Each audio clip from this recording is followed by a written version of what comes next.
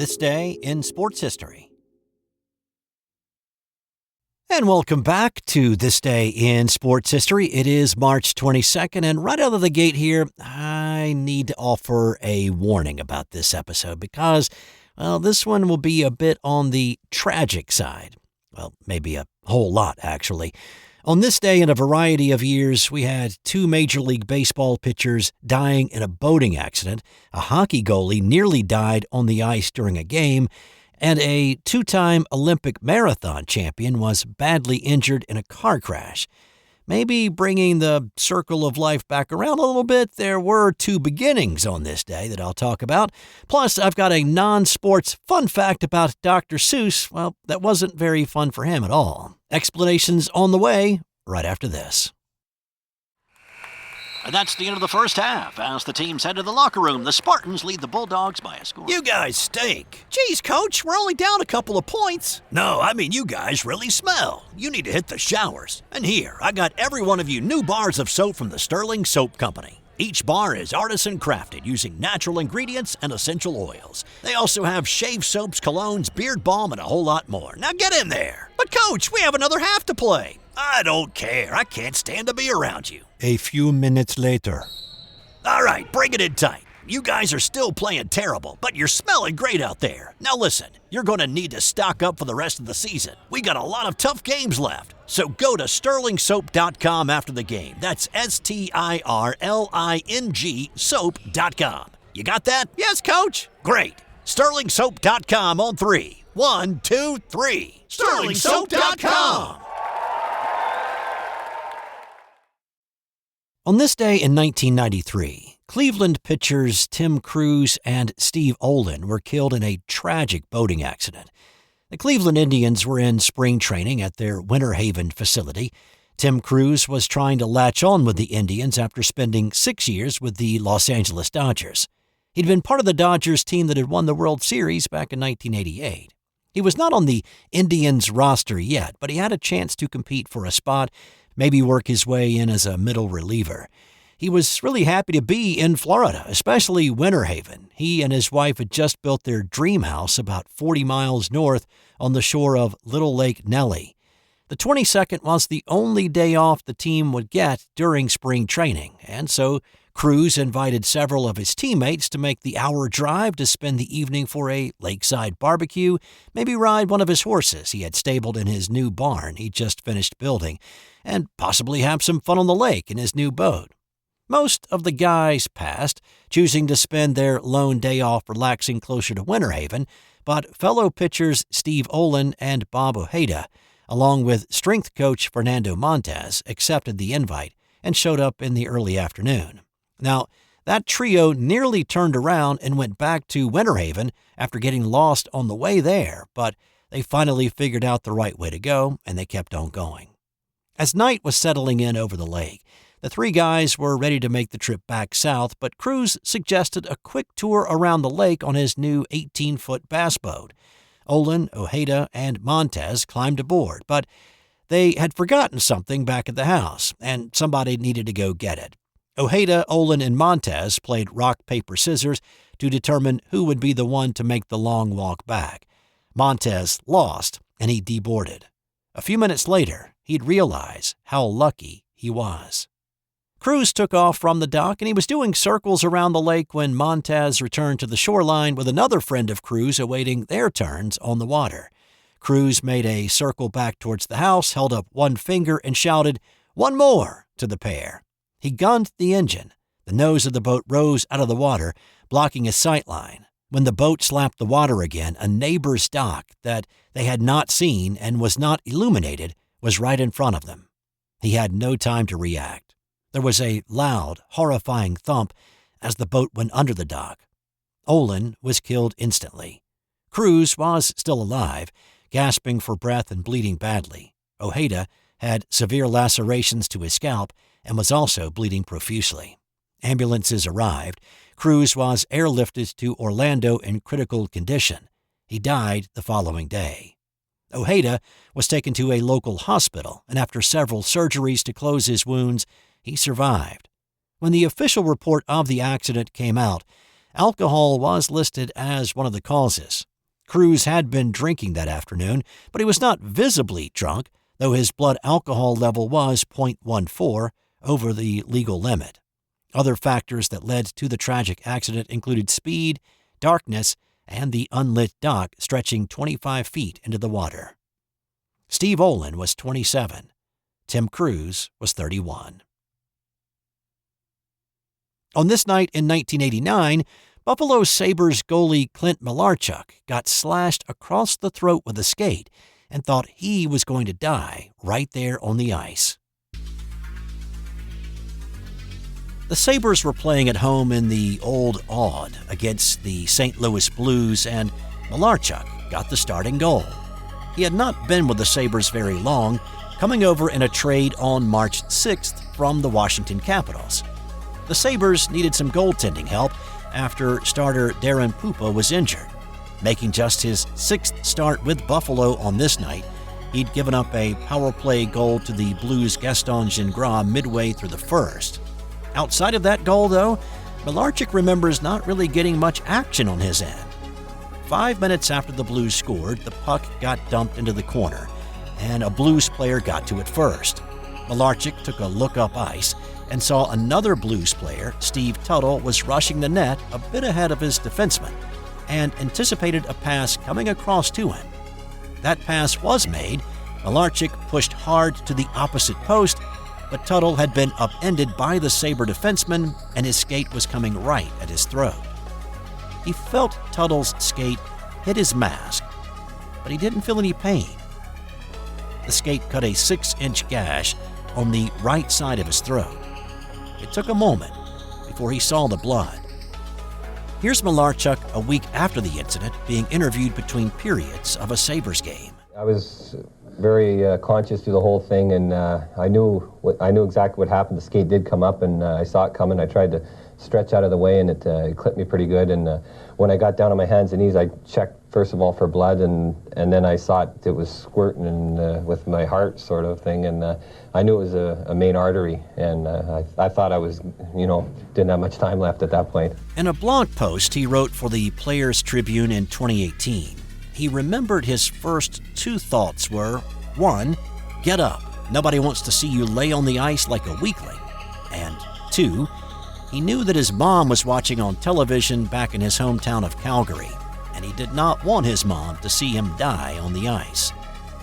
The trainer, a team doctor, emergency staff on hand at the arena, and several doctors in the crowd that night rushed to help. The pressure that he applied to his wound with his own hand to stifle the bleeding was credited a good bit for saving his own life. He never lost consciousness, and it took 300 stitches to close the wound. The game continued after the ice was cleaned as best as possible, with Jacques Cloutier taking over. St. Louis won the game 2-1. Malarchuk was back on the ice 11 days later, playing the final 5.5 minutes of the regular season finale against Quebec, and he played as the number 2 goalie in their playoff series with Boston.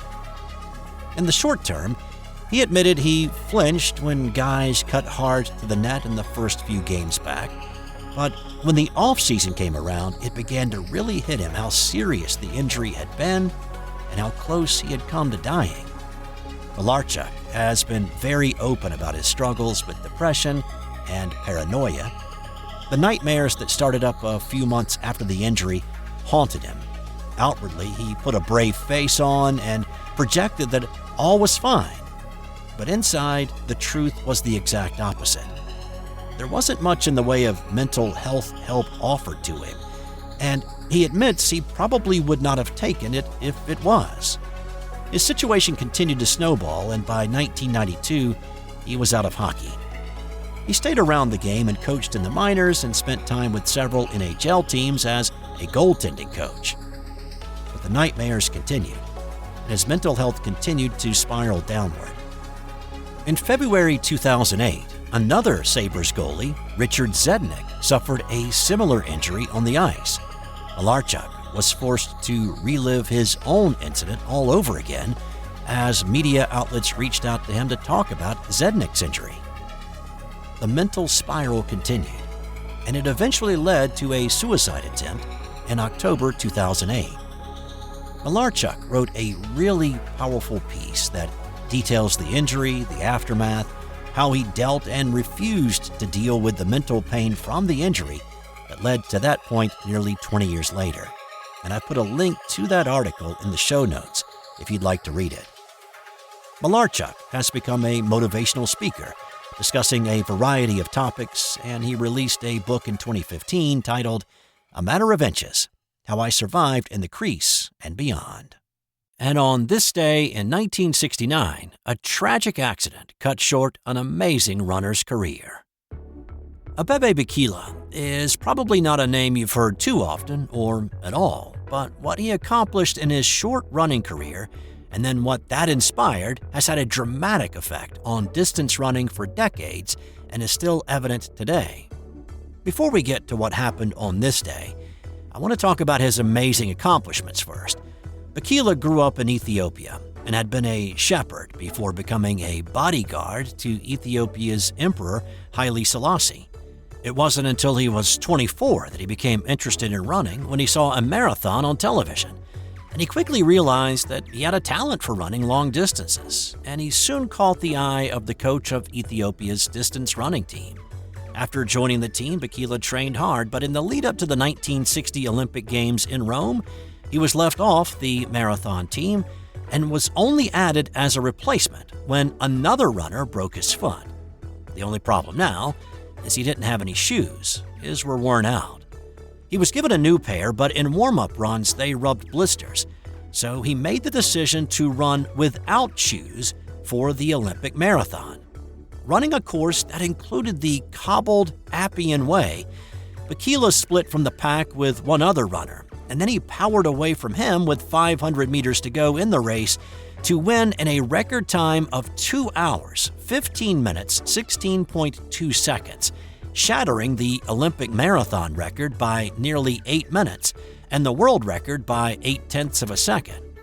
It was also the first time an East African had won an Olympic gold medal.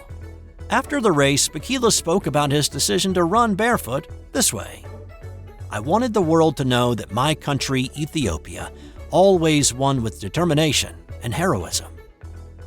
4 years later in Tokyo, Bikila won the marathon again, this time wearing shoes, to become the first person to repeat as an Olympic marathon champion. His win in Rome made him a national hero, and repeating only made his stature grow more. He was the inspiration behind the distance running boom in Ethiopia and Kenya, and of course that influence continues to this day. Just take a look at the top 10 men's and women's marathon times, and you will see that 18 of the 20 names on those two lists are either from Ethiopia or Kenya. And you can draw a line back to what Abebe Bikila did at the Olympics and other races in the 60s. So now, what happened on this day in 1969? Well, Bikila was driving in Ethiopia's capital of Addis Ababa, and he swerved to avoid a car coming from the opposite direction. He lost control of his Volkswagen Beetle, and he rolled down an embankment.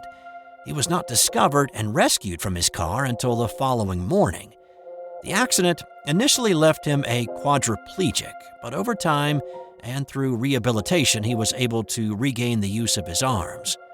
Bikila was invited to the 1972 Munich Games as an ambassador, and American Frank Shorter made a point of shaking his hand after he won the gold in the marathon that year.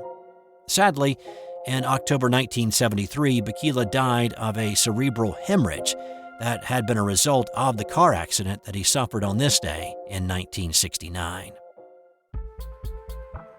On this day in 1934, the first Masters got underway. The tournament was the idea of the most famous golfer in the world at the time, Bobby Jones. Jones, an Atlanta native, built Augusta National with the help of golf course architect Alistair Mackenzie. Jones's plan for Augusta National was to build the perfect golf course to play with friends away from the constant demand from fans for his attention.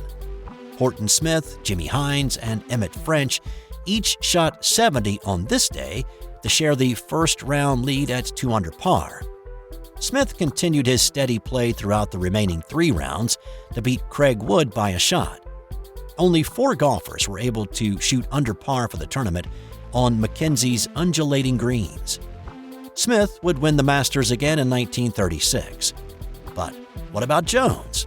Well, he got off to a rough start on this day, shooting 76, with 36 of those strokes coming as putts. He finished 6 over for the tournament, 10 shots behind the winner. But at least Jones did not have a hole like John Daly did on this day in 1998. This was the final round of the Bay Hill Invitational in Orlando. Daly stepped up to the tee on the 543-yard par 5 6th hole. It's a dog-legged left with a lake running tee to green. The hole offers the temptation for the big hitters to try to bite off a large piece of that dog leg and clear the lake off the tee. Of course, that fits right in with the grip it and rip it mantra of Big John. Well, his tee shot hooked a lot more than he wanted, and it splashed well short of dry land. He then proceeded to the drop zone in front of the tee boxes, pulled a 3-wood out of the bag, and ripped another. That one came up short too and went kerploosh. Tin Cup, starring Kevin Costner and Don Johnson, had come out 2 years before. Maybe he was channeling his inner Roy McAvoy as he kept asking his caddy for ball after ball, and each one kersplashing and kerplunking in the drink. He hit 6 3-wood shots into the water. Finally, his 7th shot cleared it, but plugged into the hazard, so he had to take a drop and a 1-shot penalty. He hit his 15th with a 6-iron into a greenside bunker, blasted out, and 2-putted for an 18. His 18 strokes on this hole were 1 shy of the PGA record of 19 set back in 1938. Daly did not implode, though. He birdied the next hole to shoot a 49 on the front side, and he finished the day with an 85. After the round, Daly said, "I'm not going to worry about it. I didn't do anything wrong. I just got a hell of a lot of practice with that 3-wood." Well, women's basketball has never been as popular as it is right now, and it continues to grow. The WNBA is thriving with a new collective bargaining agreement on the table that will probably pass. The league is bringing in bunches of new fans. Well, that ties in with what happened on this day back in 1893 when the first women's collegiate basketball game took place at Smith College in Northampton, Massachusetts. It was not a game between 2 different colleges, but rather between a team of sophomores and a team of freshmen. The women played 2 15-minute halves, and the sophomores won 5-4, with each made basket counting as 1 point. Now, if you remember back to the December 21st edition of this dish, the game was rough back then with several players injured. And so it was in this first version of the women's game. One of the freshman women dislocated her shoulder, and her team had to play down a player the rest of the way. Men were not allowed in to watch the game at the all-women's college, but there was a throng of women watching from the running track above the court. The game was put together by Cinda Berenson, not quite 2 years after James Naismith introduced the game to students in Springfield, Massachusetts, about 20 miles from Northampton. Berenson used a modified version of Naismith's rules for this game, and is fairly unique in that the men's and women's versions of the sport grew mostly in parallel to each other. This game led to a contagion-like growth of the game at women's colleges, with the first intercollegiate game played just 3 years later between Cal and Stanford. And time now for today's That's Got Nothing to Do with Sports Fun Fact. Well before Theodore Geisel became famous as Dr. Seuss, he suffered a humiliating embarrassment that affected him for the rest of his life. Geisel was a teenager and part of a Boy Scout troop in Springfield, Massachusetts. The troop helped with the war effort by selling war bonds, and Geisel had been exceptionally good at it. So good that he, along with the other top 10 sellers, were invited to receive an award to be presented by former President Teddy Roosevelt. Well, a mistake was made, and Roosevelt was only handed 9 awards. When he got to the 10th child on stage, which happened to be a nervous 14-year-old Geisel, he had nothing to give him. Already an awkward situation, Roosevelt made it exceedingly worse by shouting, What's this boy doing here?"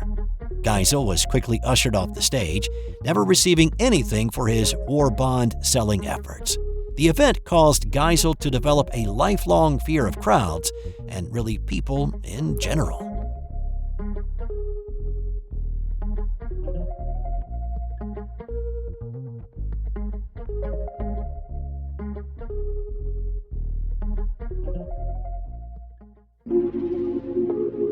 This has been an original Thrive Suite production.